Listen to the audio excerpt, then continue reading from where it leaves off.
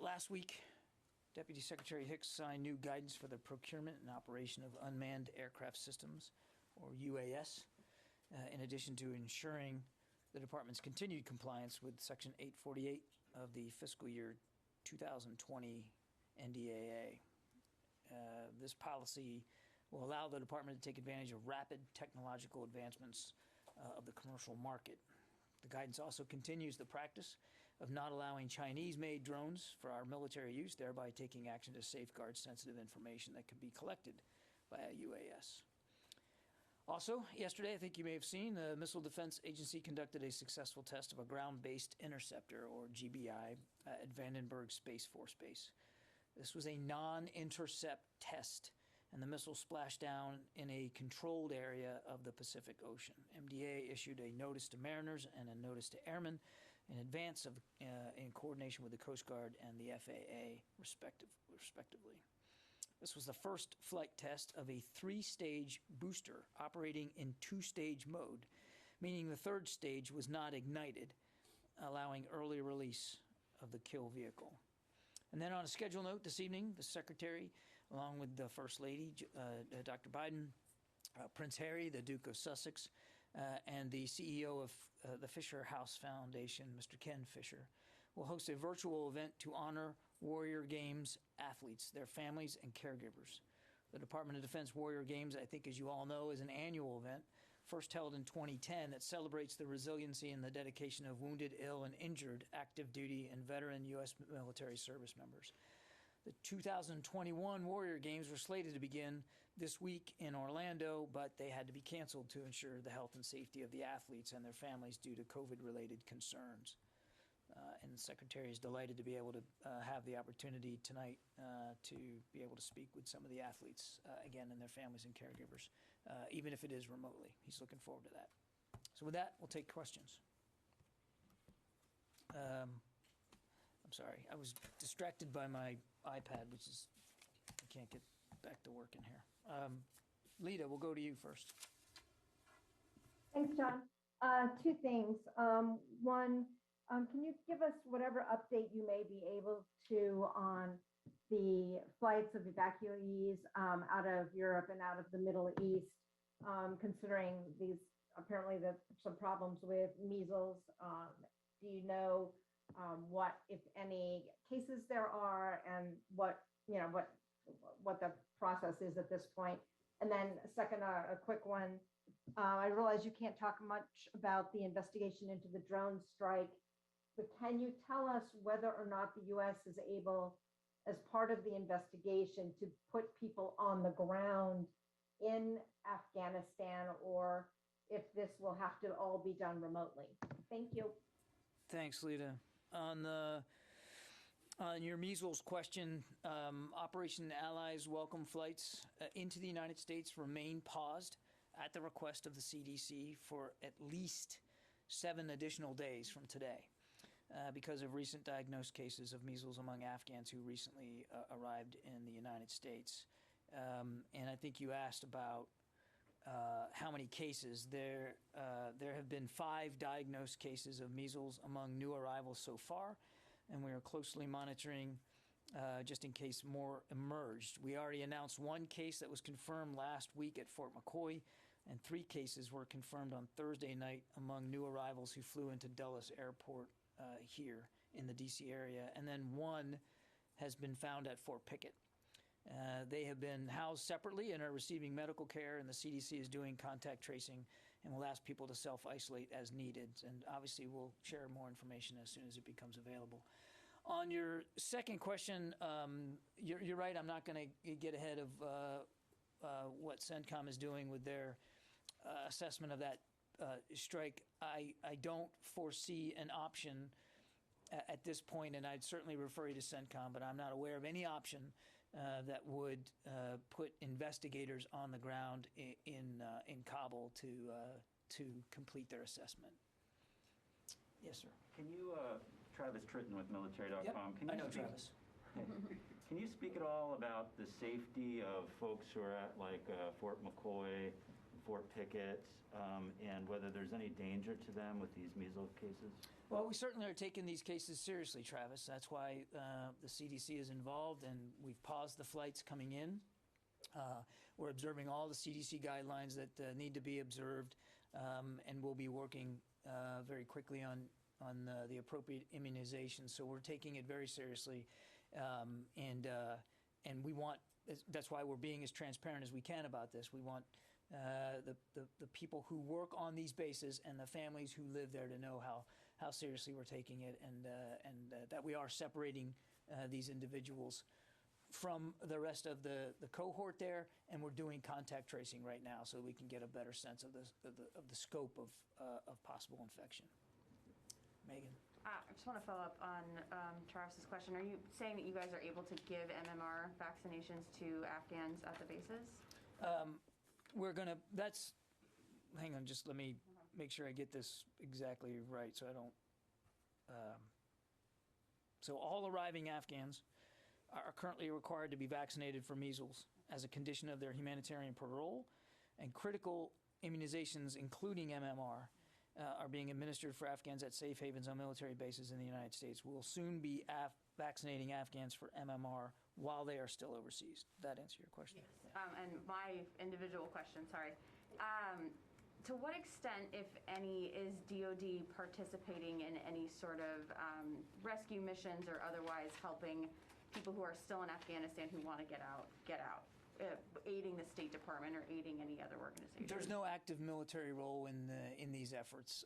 You've seen some private groups are working towards this, and you probably saw last week we've announced that we're going to start a more formal process of working with private groups as they continue to find a way out for people.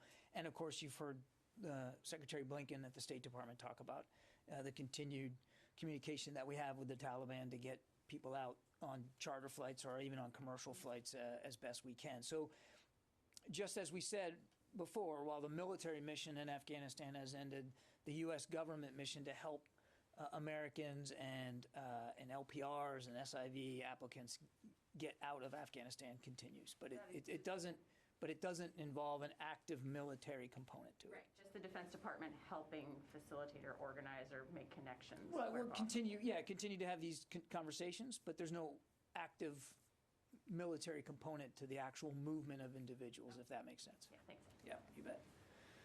Yes, Zoe. Hello, John. Oops. Last week during his tour in Middle East, the secretary was supposed to do a stopover in Saudi Arabia, and it was cancelled.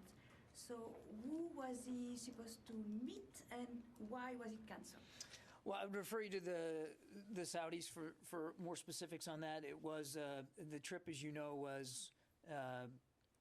was planned pretty rapidly because we wanted to get over there to say thanks to so many of the nations that are continuing to help us with these evacuations.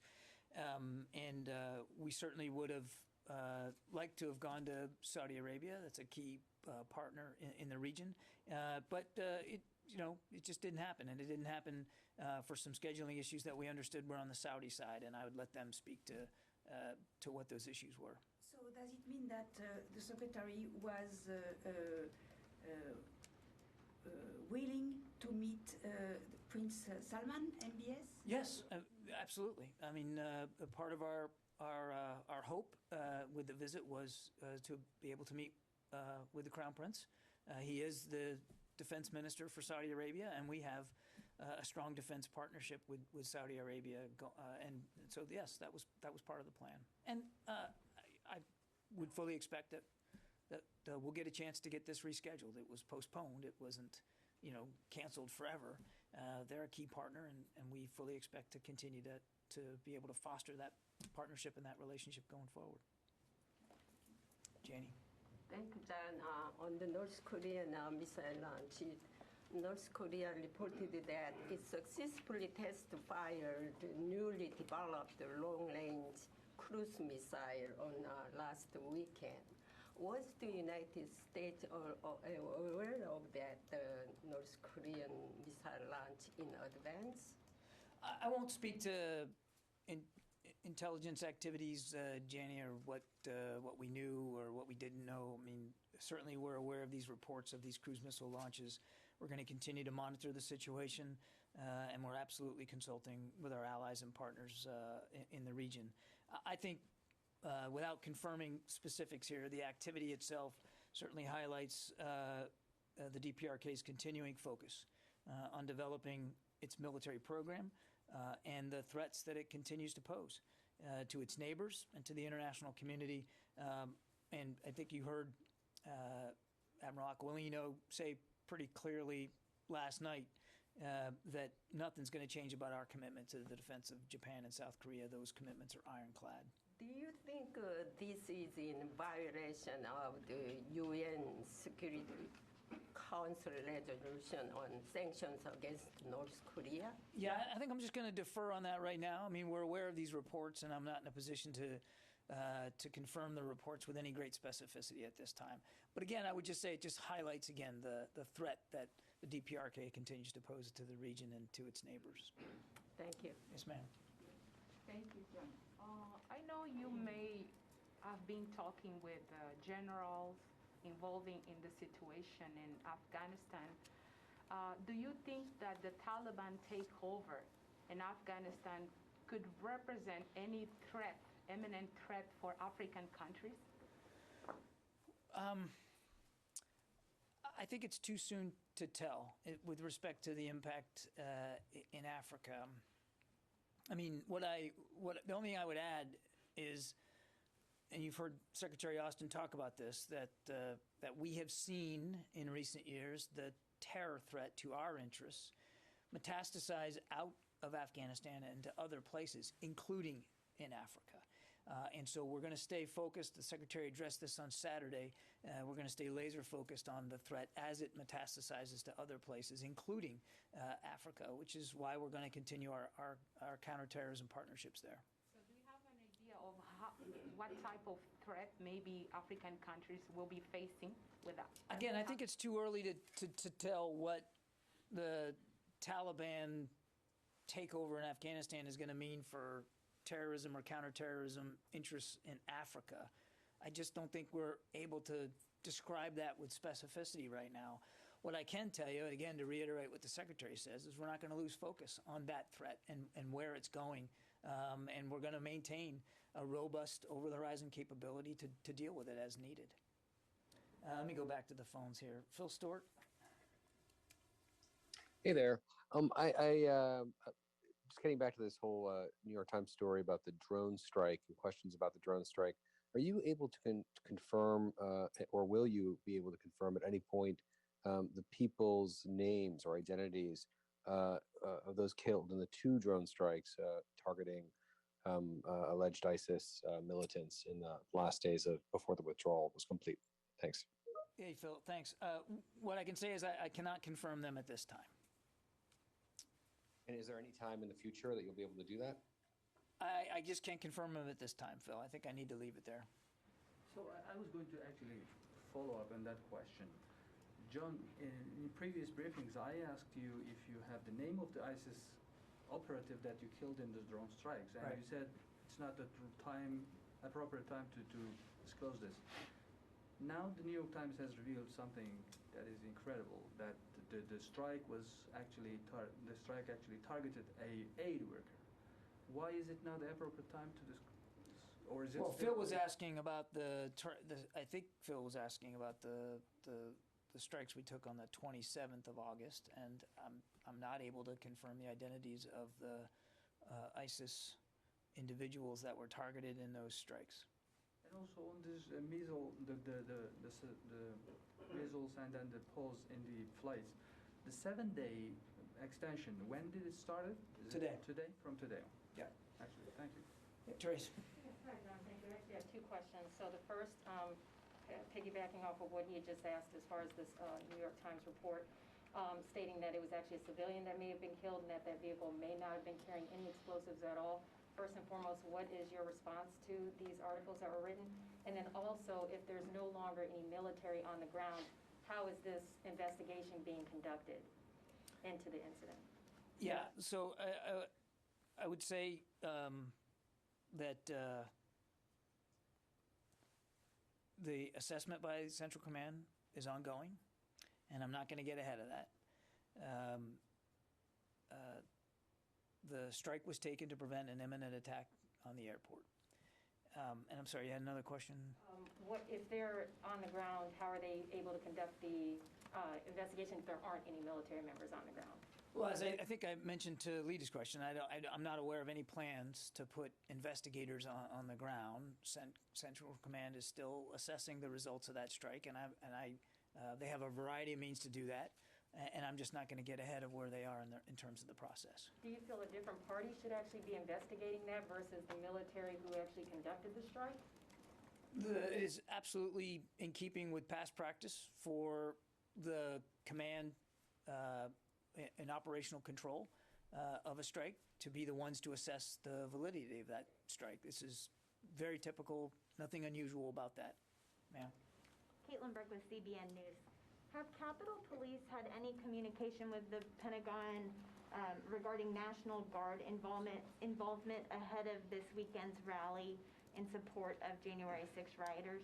I'm not aware of any specific communications between the National Guard and the Capitol Police. I certainly would point you to the National Guard.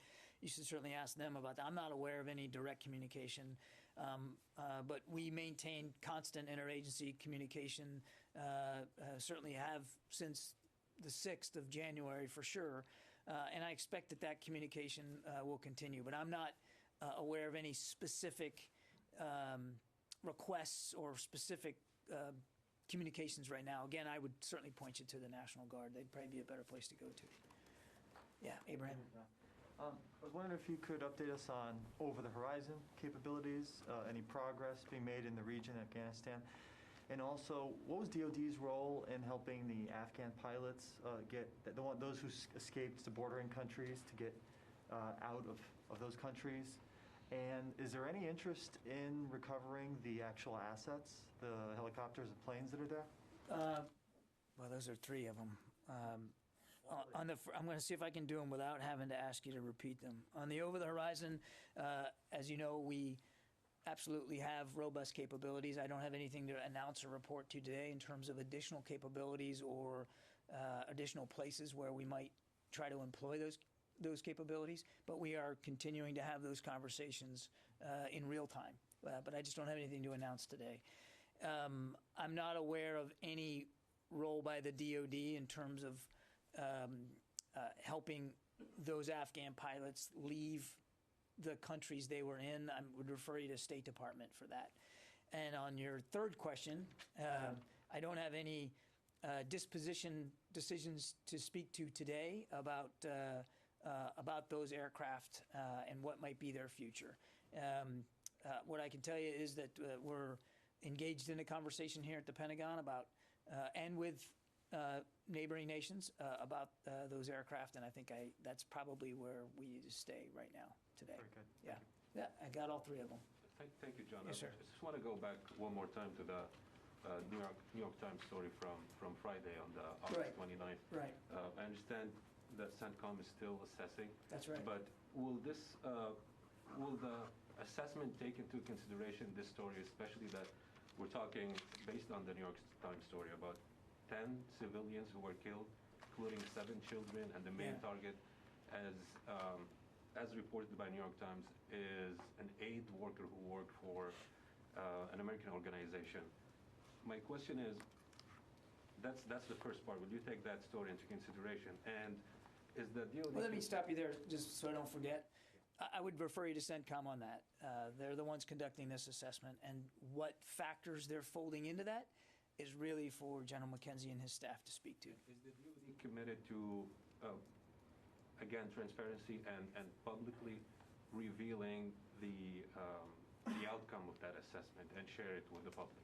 We will be as transparent about the outcomes as we can be, and we have tried to be since the strike was taken, and to the degree that we can, with a due regard to operational security, mindful that ISIS-K still poses a threat, that we will. Tara Kopp. Thanks, John. Okay, a couple of them. To follow up on Megan's question, is the secretary glad that these veterans groups are continuing to try and get Afghan partners out of Afghanistan? And when you say there's been discussions going on, can you elaborate on what that means? Is the Department of Defense offering any assistance in plans or knowledge of the terrain or knowledge of communications? And then I have a couple more, but I'll stop there for a second. All right, well, let's, you asked, is the Secretary glad? I would say the Secretary shares the same concerns that so many of these veterans groups and individual veterans have for our Afghan allies that are still there and still want to leave the country. I mean, he shares that same concern. You've heard him say many times that we believe we have a sacred obligation to those who helped us over the last 20 years. Nothing's changed about that. So he shares their concerns and he welcomes their input. And the department welcomes the opportunity to continue to communicate with them and engage with them. And we're going to try to do something to more solidify those communications so that we can all work towards the same end. And I'm sorry, you had a second question there. See, I already forgot it. Yes, I never even got to it, so you're that good. So the second question is on the drone strike. The investigation that's been launched, is it actually a formal investigation such as a 15-6 where there's processes and steps that we can follow along the way, or is it not as formalized yet? I would refer you to CENTCOM, Tara, for that. I'm not sure what the actual form of it is. I know that they're looking into this and they're taking it very seriously, but what format it takes is really a question better put to CENTCOM. Okay, and lastly, it appears that there has been a uptick in COVID cases at Al Udeid, and I was wondering if the department's aware of this and what steps are being taken for the Afghans and for personnel that are based there. Let me take that question, Tara. I was not tracking reports of an uptick of COVID at Al Udeid, so rather than speculate and guess, we'll take the question and we'll see if we can get you a better answer.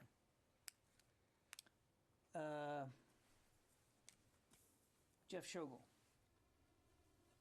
Thank you. Does the Defense Department have any indications how the special forces in Guinea who are being trained by Green Berets slipped away from their base to launch a coup without the Green Beret trainers noticing? Jeff, there was no involvement, I think, as you know, from U.S. forces with respect to the activities there, and we obviously share the U.S. government's condemnation of this coup in Guinea. We're carefully reviewing the situation on the ground for any potential impacts on our military assistance. And until that review is complete, there's going to be no further training or support to the Guinean armed forces.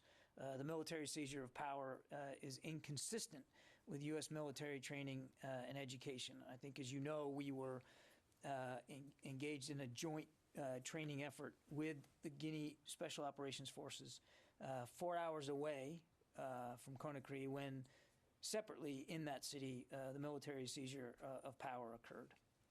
Well, were the special forces asleep at the time when the Guineans left for the capital? Jeff, I think I'm just going to leave my answer the way I did. Eric Schmidt. John, I want to come back to the drone strike one more time. The California-based NGO that employed the driver of the white sedan that was struck asserts that he was an employee of the NGO and had no connections whatsoever to ISIS. Do you have any reason to dispute the company and their assessment of their employee? Eric, I'm not going to get ahead of Central Command's assessment of this airstrike. I think I need to let them complete their work. As I said earlier, this strike was taken to prevent an imminent threat at the airport. In the back there. Thank you. Two questions about North Korea. First, I want you to clarify your comment to Jenny. Did you mean that the DOD can confirm that North Korea launched something over the weekend, but you are still looking into the specifics? Is that what you mean? No, I'm not confirming anything at this point. I'm saying we're aware of these reports, and this sort of activity that has been reported just shows the continued threat that the DPRK poses to the region and to its neighbors. Okay, follow up. when North Korea launched cruise missiles in March, the president said that he did not consider it as a provocation. Generally speaking, does the Biden administration not consider North Korea's testing of the cruise missile as a provocation, no matter how long the range of missiles? Well, I think, again, I think I dealt with this without confirming specific press reporting here and getting into intelligence assessments. That the activity being reported, that we've seen reported, certainly highlights the DPRK's continuing focus on developing a military program and on posing a threat to its region, to the region, and to its neighbors. Let's see, Laura Seligman. Hi, John. Thanks for taking my question. I wanted to know, we know that General Miller is going to be testifying in a closed hearing tomorrow. Can you tell us why that is a closed hearing and why it's not open to the public? And then I have a second question. The request for a closed discussion with General Miller was made by the Senate Armed Services Committee. And will General Miller be testifying publicly at any point? I'm not aware of any public testimony right now by General Miller. But that is a question, obviously, better put, Laura, as you know, to the oversight committees, not to the department. Got it. And then on the news last week that the DoD-IG is going to evaluate the screening of displaced Afghans, can you say what role exactly DoD has had in this screening? And what is the status of that IG investigation, and what are some of the problems that led to it? I can't speak for the IG. I think you know, Laura, that's an independent body, and that they make their decisions on their own accord. And I certainly am not going to speak to what they want to look at. I think you've heard both General Milley and the Secretary talk about, and General Taylor when he was up here with me, talk about our role in the screening process, which was largely from a biometric perspective. So we are contributing to the types of data that we have collected on some individuals as part of a larger screening process that is really run by the Department of Homeland Security. We are part of that, but it is a screening process run by DHS, and it's more comprehensive than just the biometric data that we provide. Jim. Yeah, John, since the last month has been crazy and all sorts of changes have happened in the strategic world. Is this going to delay the global posture review in any way? And you talked about Africa before, and the possibility of threats to the homeland coming from Africa. Right. Does that mean that U.S. Africa Command could get more resources, especially after the last administration cut the resources to that command? Well, I don't want to get ahead of the Global Posture Review, which is looking at those sorts of questions. It is very much an effort on track. They are nearing the completion of their work, and I think in relatively short order we'll be able to talk more about the Global Posture Review. But it is pretty much on track and on schedule to be wrapped up here relatively soon. John, a follow-up question. Sure. Do you know what is the reason why they cut the resources to the African? Why? Who cut resources to? Oh, he mentioned about some cutting on. I think he was talking about the previous administration, and I'm not able to speak to decisions that were made before this administration took office. I just had time for just another one. Thank Go you. ahead. Thank you. One more about the missile test. How do you assessment about the difference between long-range cruise missile and ICBM missile? What are the differences? Yes. Again, without confirming these reports, a ballistic missile can often travel much longer distances and at greater speeds than a cruise missile. Ballistic missiles tend to pack a bigger payload. They can pack a bigger payload than a cruise missile typically would. Cruise missile may travel, there's some cruise missiles and ballistic missiles that have roughly the same range, but typically cruise missiles travel a shorter range than longer, like ICBMs. They pack a smaller payload, but they can be much more precise in their targeting. because they're multi-directional. They don't just, ballistic missiles, as you know, go up into the atmosphere and then sort of come back down on a ballistic trajectory. A cruise missile basically flies like an airplane, an unpiloted airplane, and so it can zig, it can zag, it can do all kinds of different maneuvers before it hits its target. Does that answer your question? Thank you. Yeah. But Louis. John, about 10 days ago, Secretary Austin heard General Milley refer to the drone strike as a righteous strike. Did he share the general's assessment at that point? And then I have a follow-up. I think the Secretary already spoke about the need that we had to protect our people at the airport. The department has talked about the fact that this strike prevented an imminent attack on those people, and nothing's changed about that view at this point. So General Milley spoke about good intelligence, that he describes very good intelligence, that ISIS-K was preparing a specific type of vehicle at a specific location, and he talked about the secondary explosions indicating that there were explosives there. Does that information from 10 days ago still hold true, or is it something that CENTCOM is currently reviewing that indicates that maybe things have changed since? I have nothing to speak today that alters the view. CENTCOM is conducting their assessment, and I think we need to let them finish that work, and then we'll be as transparent as we can at the end of it. But I have no additional context to offer today.